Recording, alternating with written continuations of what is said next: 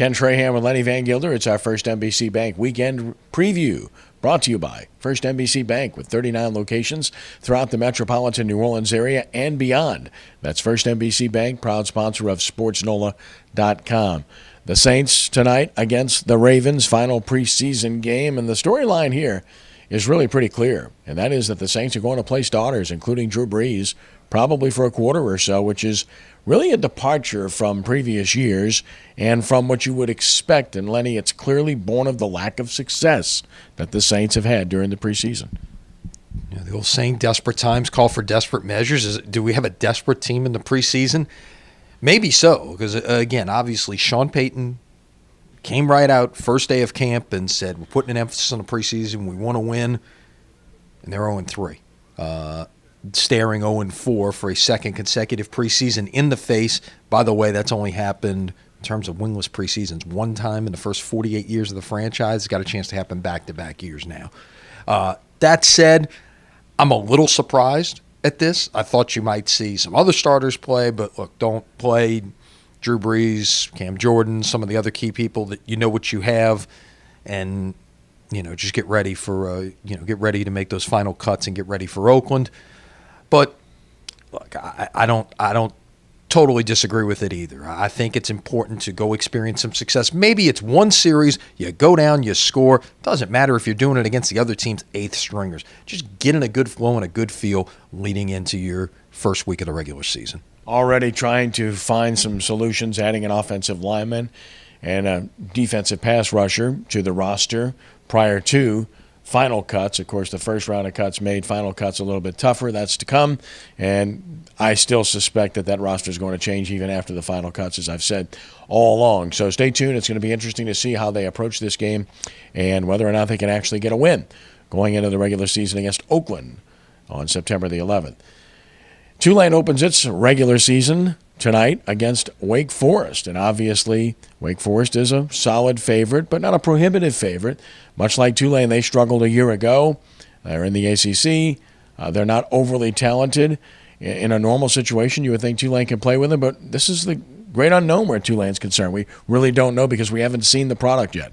It is, and I think that is the biggest advantage Tulane takes into this.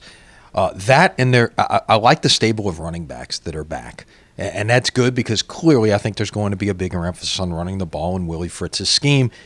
And I think they've got enough key parts on defense as well. I would, make the argument that Tanzel Smart is as good a defensive player that's lined up on that side of the football for Tulane in maybe the last 20, 30 years. He's got a chance to really be a special player at the next level, and we'll see what he can do in his final year at Tulane and just how much of a difference he can make. Obviously, he needs help around him because otherwise he will face a lot of double teams all year long. But an opportunity here for Tulane to really, I think do some things early on.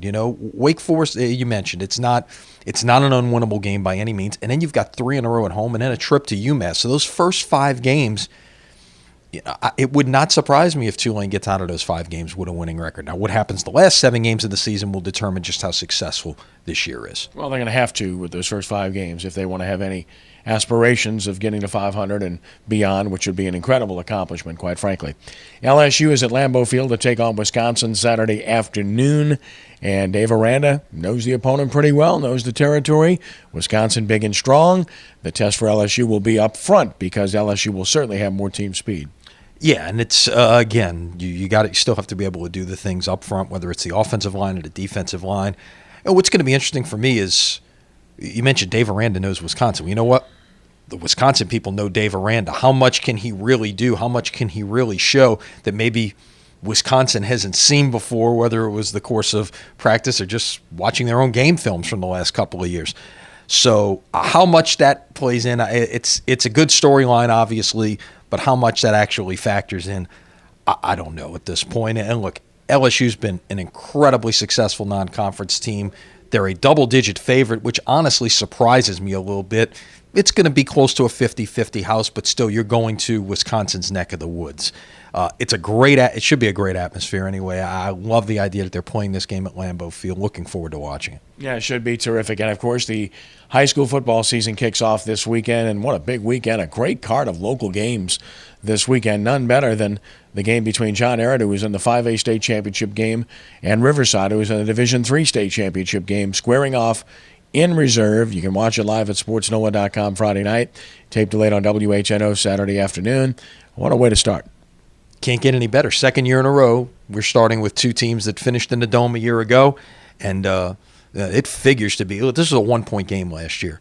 It can't get any closer than that. I'll say that, but I'll take another 1-point game this time around. That's for sure. Yeah, it'd be great. Of course, you can also listen to updates during Ken Trahan's original Prep Football Report, which is on WGSO 990 AM and across the state on our network of stations for the original 22nd year. And the best scoreboard in the state is at sportsnola.com in conjunction with the radio show. You can go there all night long at sportsnola.com Friday night to get all the scores. We'll have game stories and more. Check out our Pick'em contest with all of our guys that are on the site. I think you'll enjoy that too. And, of course, game stories. Whew! I don't know. I can't keep up. It's here. It's on. It should be, another terrific high school football season. Looking forward to it. And our thanks, by the way, to the All-State Sugar Bowl for their support again this year. I think this is now 6 years in a row of our high school football scoreboard. And look, you're at the games. With the new site now, you could follow along at the games, keep up with everything else very easily. Just look at the New Orleans games. Just want to keep up with 5A or particular class, you could do that. You've got all of those options on our All-State Sugar Bowl high school football scoreboard.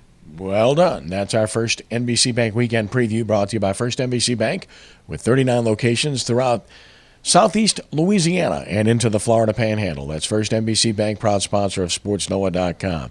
Lenny, have a great weekend. Have a great holiday weekend as well. And by the way, don't forget, check out everything that's happening on the debut of our sports block this week on WHNO. Indeed. And you have a great weekend as well. Until next time, God bless.